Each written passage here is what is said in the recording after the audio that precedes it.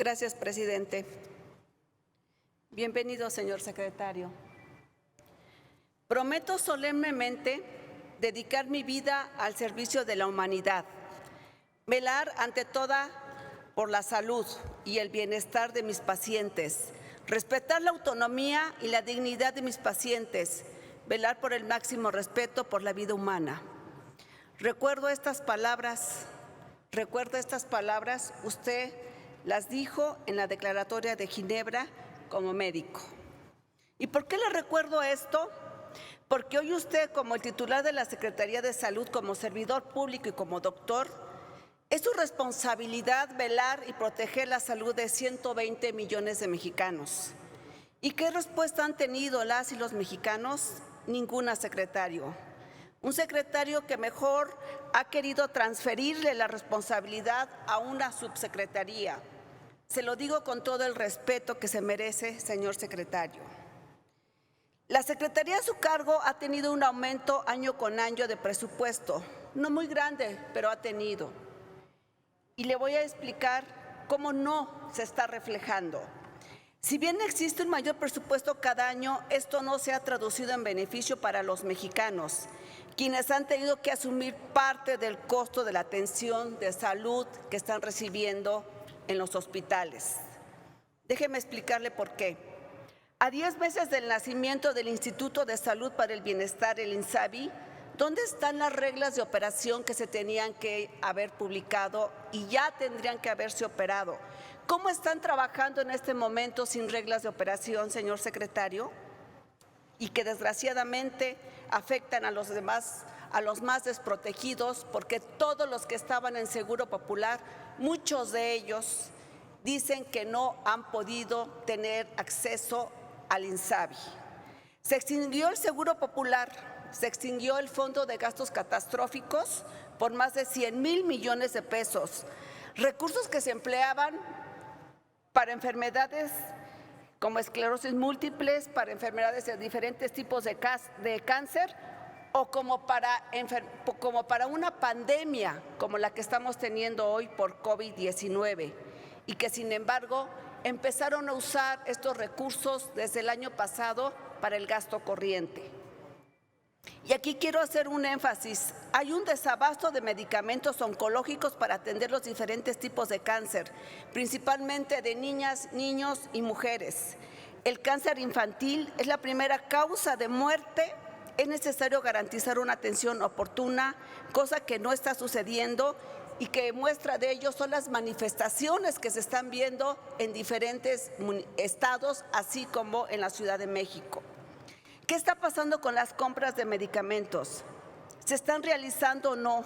¿Cuándo llegarán los medicamentos a las unidades médicas, a las clínicas, a los hospitales de tercer nivel?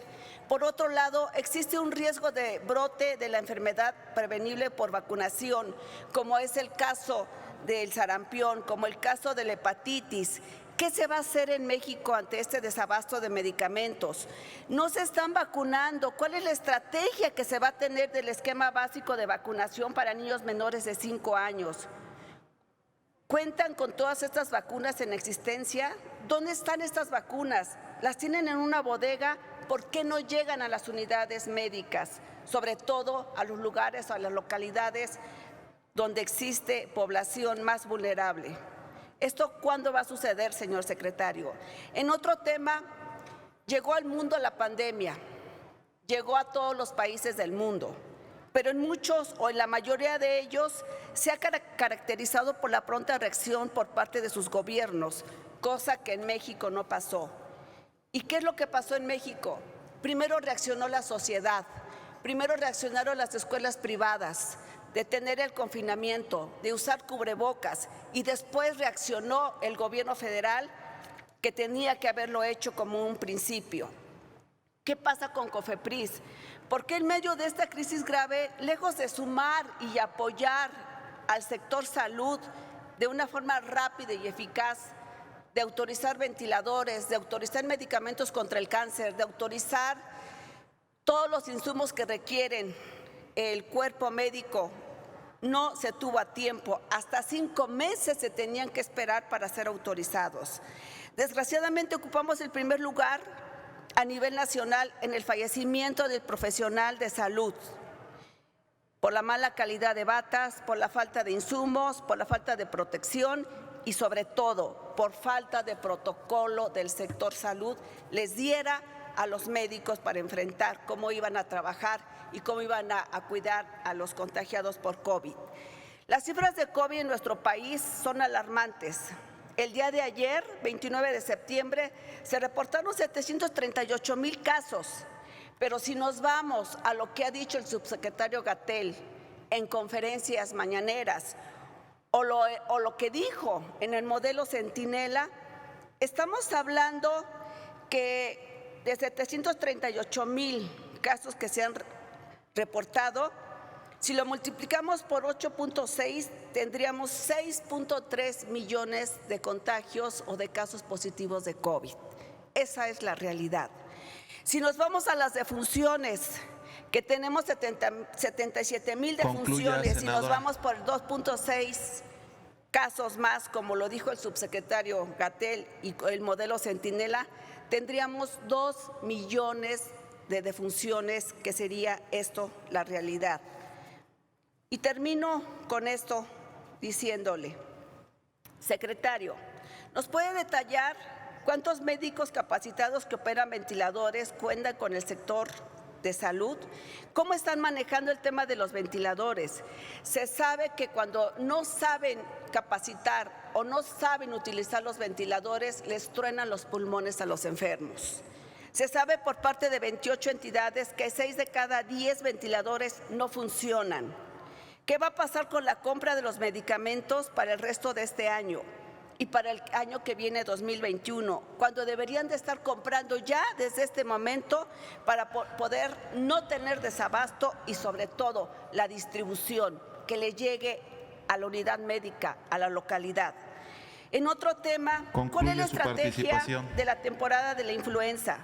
Se nos va a cruzar la influenza, el dengue y el COVID. ¿Cómo se va a afrontar? Y hoy en la mañana terminaría diciéndoles, el presidente en la mañanera reconoció y dijo que se iba a renovar el tema de llevar a cabo la estrategia de la pandemia, que iba a ser como lo lleva la Ciudad de México. ¿Cómo lo está haciendo la Ciudad de México? Teniendo cubrebocas, vacunas y más vacunas, y estar yendo a los domicilios. ¿Cuál es la estrategia que vamos a tener nosotros en cuanto a esta nueva estrategia que anunció el presidente el día de hoy? Y sobre todo, ¿cuándo se va a hacer? Si no tomamos estas medidas, pronto vamos a tener una pandemia de salud mental, y que eso es muy grave debido a que ya hay casos de ansiedad, de depresión, sobre todo en los adultos mayores su participación, y en todo senadora. México. Muchas gracias.